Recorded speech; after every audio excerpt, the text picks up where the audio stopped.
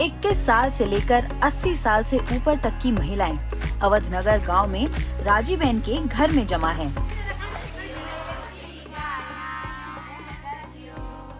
कच्छी लोकगीत फिजा में गूंज रहे हैं। महिलाएं गाने के साथ साथ काम में भी जुटी हैं। पुरानी कच्छी कला परंपराओं को सहेजने और पर्यावरण को बचाने के काम में। ये महिलाएं बुनकर हैं और जल्द ही बैग और जैकेट जैसी चीजें बनाने में जुट जाएंगी। लेकिन ये सामान कपड़े का नहीं होगा।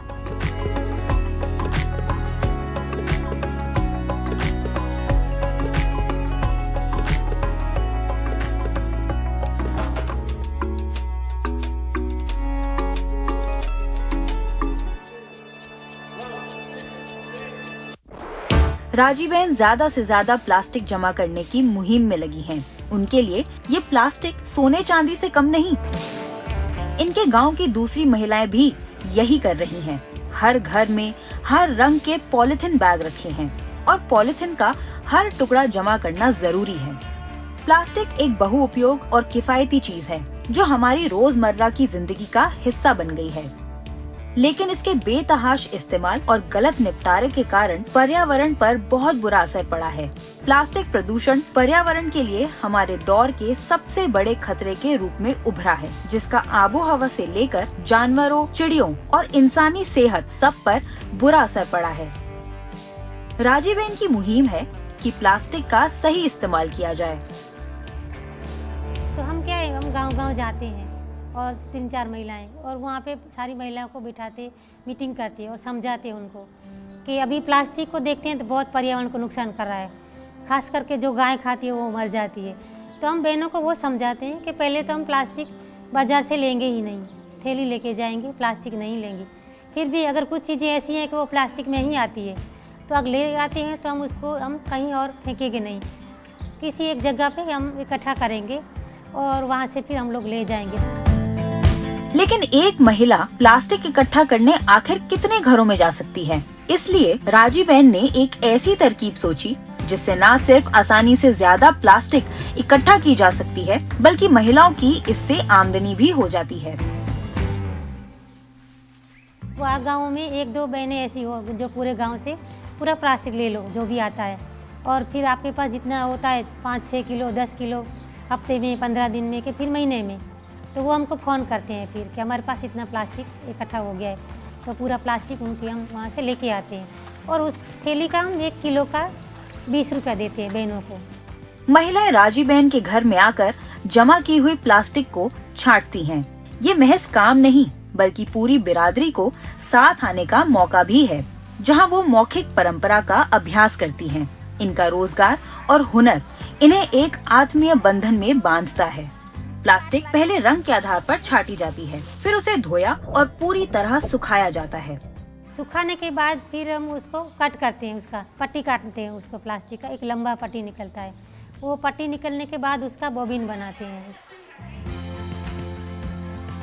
लेकिन राजीबेन इतनी प्लास्टिक के साथ करेंगी क्या? इस प्लास्टिक से bag, pouch, yoga mat, trays और जैकेट तक बनते हैं। राजीबेन ऐसे बुनकरों को रोजगार मुहैया करवा रही हैं, जिनके पास कोई काम नहीं था। उनकी पारंपरिक कारीगरी को बढ़ावा मिल रहा है। सांस्कृतिक धरोहर का संरक्षण और महिलाओं के सशक्तिकरण के साथ साथ प्लास्टिक कचरे में जाने से बचाई जा रही है। राजीबेन के लिए एक कारोबारी बनने का सफर आसान नहीं रहा।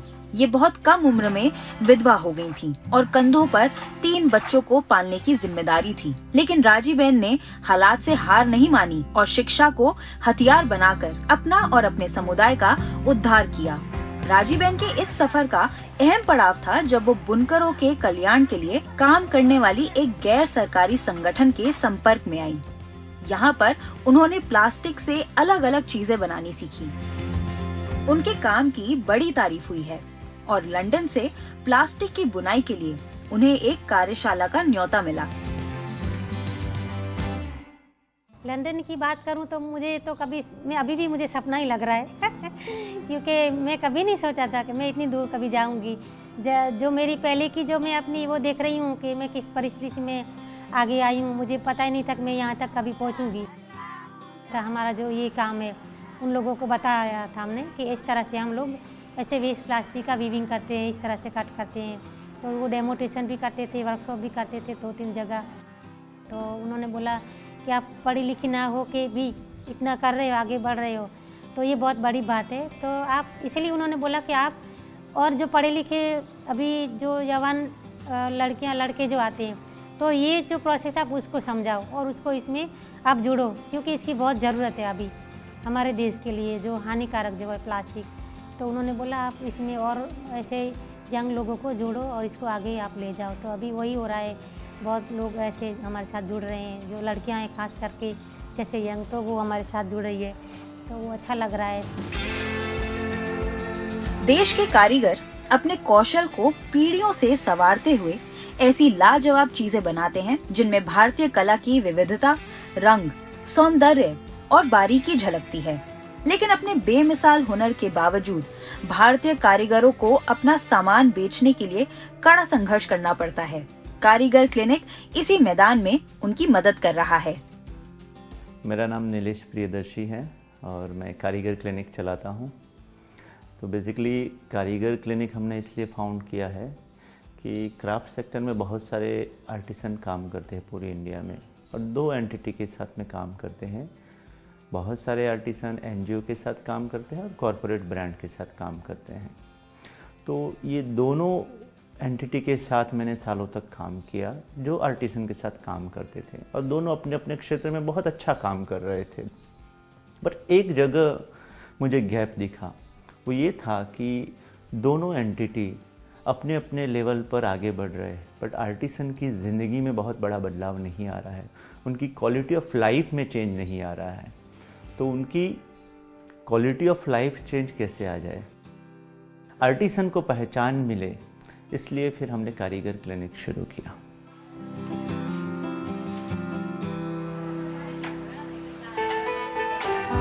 कारीगर क्लिनिक भारतीय कारीगरों को मदद देने के मकसद से की गई एक पहल है।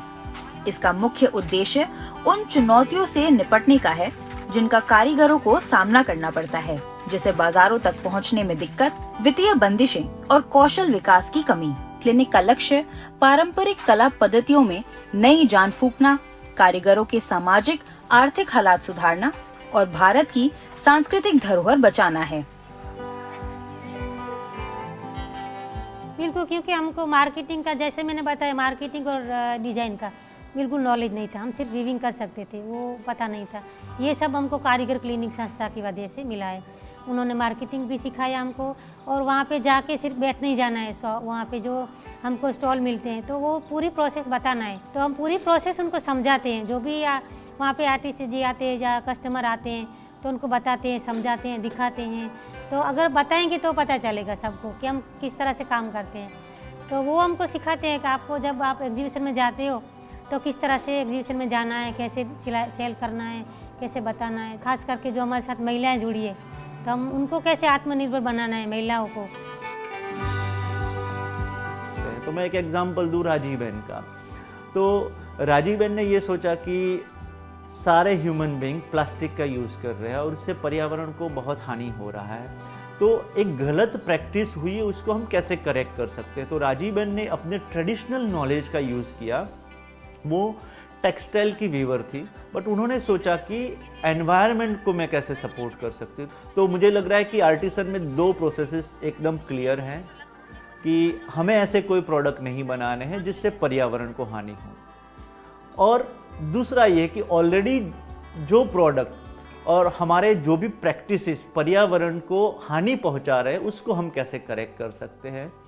तो दोनों प्रोडक्ट के रूप में आर्टिसन एक्चुअली पर्यावरण के रक्षक बन रहे हैं।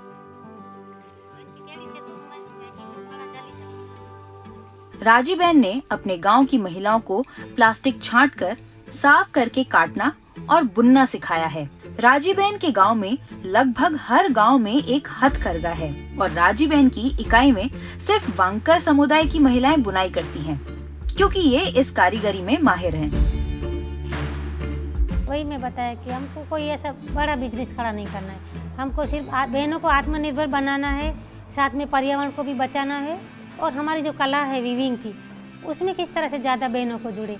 और ये जो वेस्ट प्लास्टिक वीविंग का जो काम है वो अकेली जो बहनें होगी वो भी कर लेगी। एक बार उनको रोल बना के दे दिया, फिर वो अकेली प्लास्टिक कटिंग करके वो वीविंग कर सकती है। मुझे लग रहा है कि जो आर्टिसन हैं और उनके बच्चे हैं, तो आर्टिसन बहुत सालों से काम करते हैं, बट उनकी ज़िंदगी में बहुत बड़ा बदलाव नहीं आता है। तो उनके जो बच्चे हैं वो बच्चे ये क्राफ्ट को, ये ट्रेडिशन को आगे नहीं बढ़ाते हैं। तो दो चीज़ें बहुत इम्पोर्टेंटली काम करती हैं। आर्टिसन के बच्चे हमेशा वो चीज़ों को ध्यान में रख के डिसाइड करते हैं कि मुझे ये हमारे ट्रेडिशनल क्राफ्ट को कंटिन्यू करना है कि नहीं करना है। और दो उसके कारण है कि क्राफ्ट के कारण हमारा सोशल स्टेटस कितना बढ़ा और हमारा इकोनॉमिक स्टेटस कितना इम्प्रूव हुआ। पर्यावरण के संरक्षण और महिलाओं के सशक्तिकरण के लिए समर्पित राजीबेन वांकर एक असाधारण महिला हैं। उनके अथक प्रयासों के शानदार नतीजे देखकर अनगिनत लोग उनकी दिखाई राह पर चल पड़े हैं। एक और महिला जो पर्यावरण को बचाने के साथ साथ पारंपरिक रबाड़ी कढ़ाई के संरक्षण में जुटी है, वो है पाबीबेन रबाड़ी। एक ब्रेक के बाद देखेंगे कि वो कैसे कपड़ों की कतरनों को दे रही हैं एक नई जिंदगी।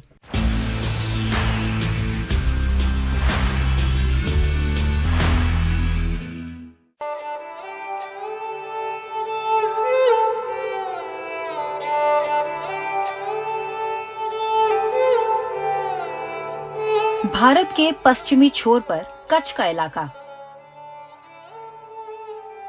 अपने नमक के खेतों और हस्तशिल्प के लिए जाना जाता है। कच्छी कढ़ाई अपने पेचीदा डिजाइन, खिले हुए रंगों और कौशल कारीगरी के लिए मशहूर है। ये कशीदाकारी पीढ़ी दर पीढ़ी चलती आई है और रचनात्मकता और कलाकारी के जरिए इसकी सांस्कृतिक अहमियत का संरक्षण हुआ है।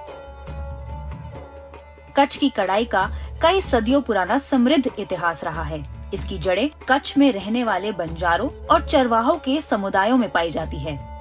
इन समुदायों की महिलाओं ने कढ़ाई का इस्तेमाल कलात्मक अभिव्यक्ति के साथ साथ अपने कपड़ों और घर की चीजों को सजाने के लिए किया। तो मैंने भी ऐसे मेरी माँ और दादी माँ सबके पास सीखा है। तो हमारे में जो एम्ब्रॉयडरी है वो हर लेडी को आती है, हर बेटी को आती है। तो मैंने भी मेरी घर में काम होता था एम्ब्रॉयडरी का, तो मैंने भी घर में से देखा और सीखा। ये पाबीबेन रबाड़ी हैं, गुजरात के रबाड़ी समुदाय की एक ऐसी महिला जो अपसाइकल कपड़ों के जरिए सस्टेनेबल फैशन जगत में बड़ा नाम कमा रही हैं। अपनी रचनात्मकता और लगन से ये फैशन उद्योग में एक सकारात्मक बदलाव ला रही हैं। साथ ही काम के जरिए महिला सशक्तिकरण भी कर रही हैं और पारंपरिक शिल्पकारिता का संरक्षण भी हो रहा है। रबाड़ी समुदाय एक घुमंतू चरवाहा समुदाय है। इस समुदाय को अपनी अनोखी कला के लिए जाना जाता है, जिनमें मिट्टी की शीशे जड़ी प्रतिमाएं भी शामिल हैं।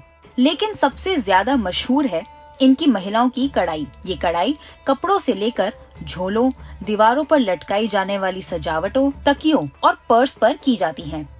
रबाड़ी कढ़ाई के हर नमूने में कोई न कोई कहानी होती है। जैसे यहाँ रामायण में से श्रवण कुमार की कथा को दर्शाया गया है। पौराणिक और ऐतिहासिक घटनाएं कढ़ाई में बनाई जाती हैं। इसके अलावा रबाड़ी समुदाय के रीति रिवाज भी इसमें दिखाए जाते हैं। हर चीज हाथ से सिली जाती है और रबाड़ी अपने माहौल, अनुभवों और विरासत से प्रेरणा लेते हैं।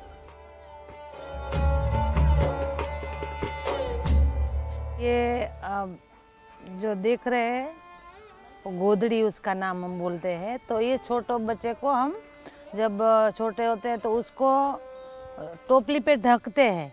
टोपली के ढकते हैं तो उसमें दो तरीके के हम काम करते हैं, क्योंकि हम पढ़े लिखे नहीं थे पहले लोग, तो अनपढ़ थे, जंगल में भेड़ बकरियाँ चराते थे। तो जो जो जीवन में देखा वो सारी डिज़ाइन इसमें डाली है। ये लेडी है, ये कावड़िया है, इस दबलिया है, ये हाड़ी है, और ये बीच में एम्ब्रॉयडरी है, और साइड साइड में जो जो काम है उसको एप्लीके ये कटाप बोलते हैं।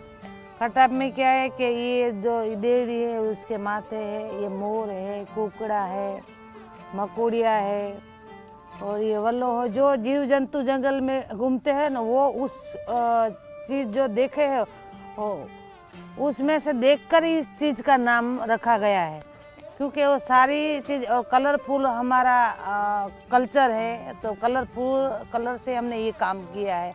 एप्लीके एम्ब्रॉयडरी हमने साथ में किया है, लेकिन किसी को पता नहीं चलता है कि ये एम्ब्रॉयडरी है, ये एप्लीके। मन की उठाई हुई सारी डिजाइनें हैं, क्योंकि कोई हमने ये किसी के पास सीखा नहीं है, जो जो जीवन में देखा है वो ही हमने इसमें किया है।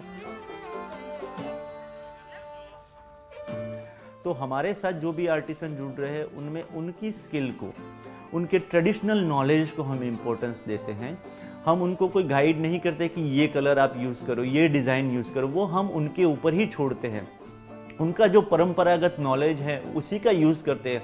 हम सिर्फ अगर सजेशन दे सकते हैं तो वो ये है कि नए प्रोडक्ट क्या हो सकते हैं, उसके शेप क्या हो सकते हैं। तो मुझे ये लग रहा है कि ट्रेडिशन नहीं छोड़ रहे, but innovation with in a tradition हो रहा है। अपने ही परंपरा में वो छोटा इनोवेशन करते हैं और अपनी कला को आगे बढ़ाते हैं। तो दोनों सर्व यहाँ पर बैलेंस हो जाते हैं, ट्रेडिशन भी बैलेंस होता है और मार्केट भी बैलेंस होता है। पर्यावरण के लिए बढ़ती चिंता के कारण चीजों को एक बार इस्तेमाल करके फेंक देने के बजाय बार बार इस्तेमाल करने की जरूरत बढ़ गई है। रबाड़ी कशीदाकारी ने भी वक्त के साथ कदम मिलाते हुए इस चलन को अपनाया है। पुराने कपड़ों के नए इस्तेमाल से रबाड़ी कढ़ाई न सिर्फ कचरे में बचत करती है, बल्कि परंपरा और पर्यावरण के लिए जागरूकता का अनूठा संगम भी है।